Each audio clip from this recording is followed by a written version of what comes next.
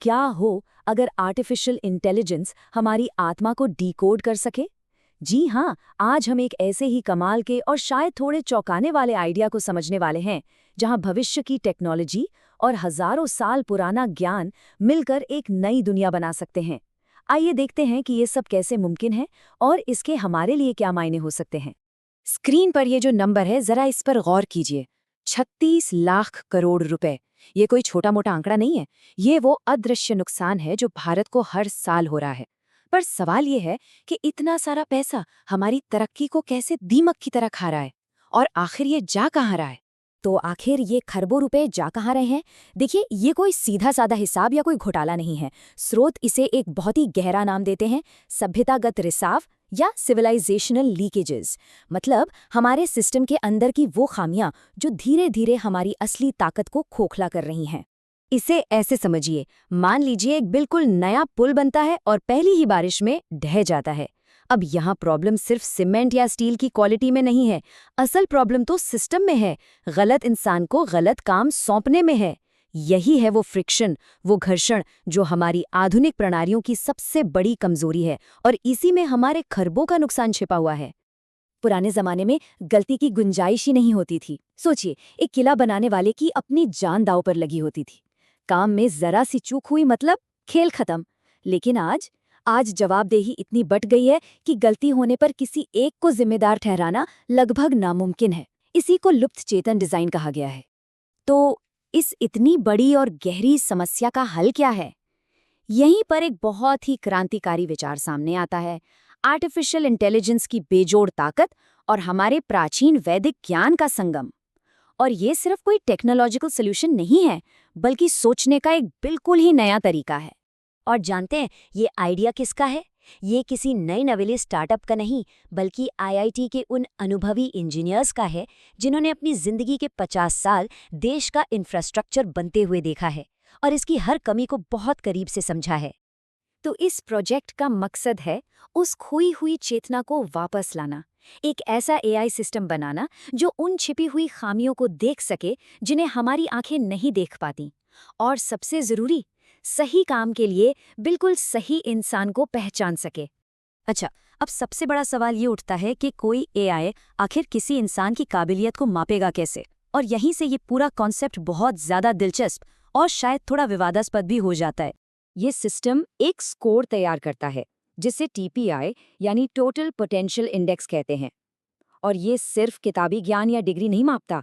नहीं, ये किसी भी इंसान की पूरी क्षमता को, उसके टोटल पोटेंशियल को आंकने की कोशिश करता है। और ये देखिए, ये बहुत जरूरी है।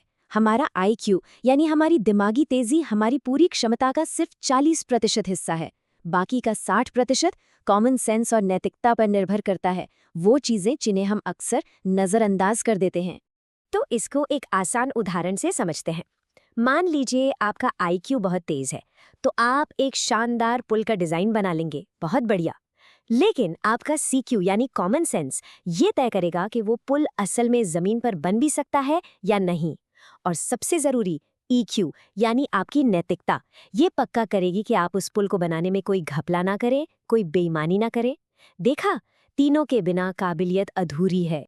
अब ये प्रस्ताव डेटा एनालिटिक्स से भी एक कदम आगे जाता है, एक बहुत बड़ा और साहसिक कदम।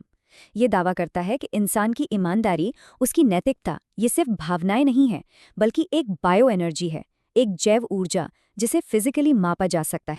आइडिया ये है कि हमारी नैतिक स्थिति, हमारी नीयत, हमारे शरीर के चक्र और पंचतत्व की ऊर्जा में एक ऐसा बदलाव लाती है जिसे मापा जा सकता है। एआई इसी ऊर्जा को स्कैन करके हमारी ईमानदारी का पता लगा सकता है। मतलब एक मशीन भी आपकी सच्चाई को पढ़ सकेगी। अब यह टेक्नोलॉजी सिर्फ सिस्टम को ठीक करने की बात नहीं करती, बल्कि एक बहुत गहरी सामाजिक समस्या पर भी ध्यान देती है, और वो है युवा पीढ़ी के जोश और अनुभवी पीढ़ी के ज्ञान के बीच बढ़ती हुई खाई। यहाँ पर कार का उदाहरण एकदम फिट बैठता है। सोचिए, युवा पीढ़ी गाड़ी का इंजन है, ताकत, रफ्तार और इनोवेशन से भरपूर। और जो अनुभवी पीढ़ी है वो है कंपास, जो सही दिशा दिखाती है। अब आप ही सोचिए, बिना सही दिशा के दुनिया का सबसे ताकतवर इंजन भी किस काम का? तो इसका समाधान क्या है? एक वैश्विक ज्ञान परिषद बनाई जाए। यह परिषद अनुभवी लोगों के दशकों के ज्ञान को, उनके तजुर्बे को एआई के लिए नैतिक दिशा निर्देशों में बदलेगी, ताकि उनका अनुभव बर्बाद ना हो और नई पीढ़ी को एक सही रास्ता मिल सके। और ये जो आंकड़ा आप देख रहे हैं, ये भारत के अनुभवी विशेषज्ञों की उस बौद्धिक क्षमता की सालाना कीमत है जिसका हम इस्तेमाल ही नहीं कर पा रहे हैं। ये भी एक तरह का अदृश्य नुकसानी है जिसे ये सिस्टम रोक सकता है। तो ठीक है, अब हम इस पूरी चर्चा के अंतिम पड़ाव पर आते हैं।